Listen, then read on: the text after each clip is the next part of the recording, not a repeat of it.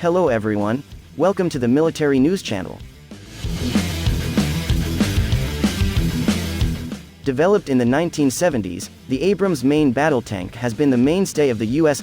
Army's armored forces for 35 years.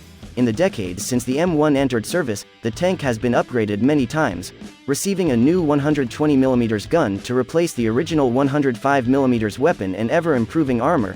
Internally, the tank is barely recognizable as the latest M1A. The 2nd of September vs. .2 machines are completely digital and networked. The U.S. Army is also eventually planning to develop a new variant called the M1A3 that will greatly improve the venerable tank and try to decrease its ever-increasing weight, a consequence of the many upgrades.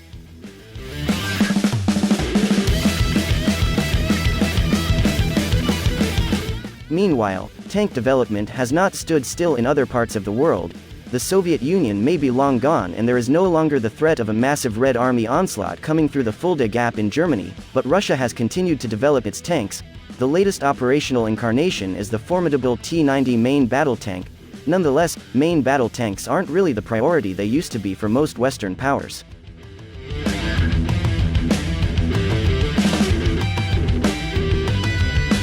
The T-90 is a development of the older T-72, which the Russian government decided to settle on after the more sophisticated T-80 proved to be a disaster during the wars in Chechnya. The T-90 is essentially a T-72 upgraded with the more advanced systems found on the T-80U, but ditches the T-80's troublesome gas turbine engine. Instead, the most common version of the T-90 uses a 1000 HP diesel engine which gives it a somewhat less than ideal power-to-weight ratio. The T-90 adds a new laminated armor package, explosive reactive armor and an electronic countermeasure suite. It retains the standard 125mm gun. Overall, it's a pretty formidable tank, a significant improvement over previous Russian tanks.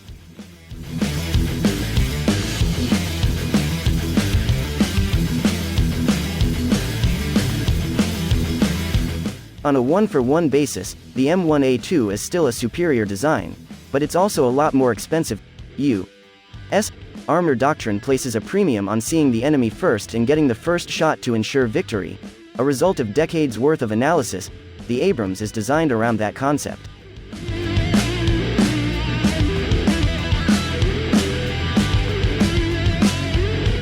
In a tank versus tank fight, the M1's advantages lie in its advanced sensor and fire control suite, ever-improving depleted uranium armor matrix and the hitting power of its M829 sabot rounds. The latest and much improved M829E4 entered into production this July. This latest iteration of the M829, which is often credited with the ease the U.S. Army chewed through Iraqi armor in the First Gulf War, greatly increases the lethality of the Abrams M256,120mm cannon.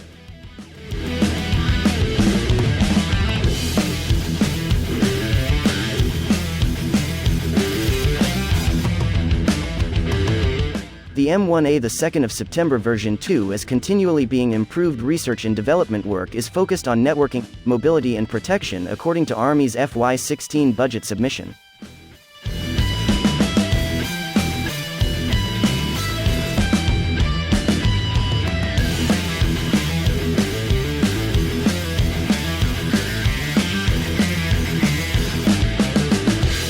Meanwhile, full-scale development of the M1A3 is expected to start in a few years and will improve almost every aspect of the Abrams.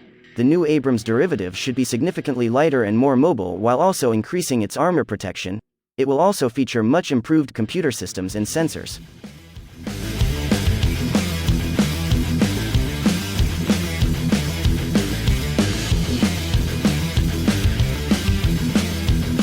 It should be noted that replacing or even developing a new M1A3 variant is not a high priority for the U.S.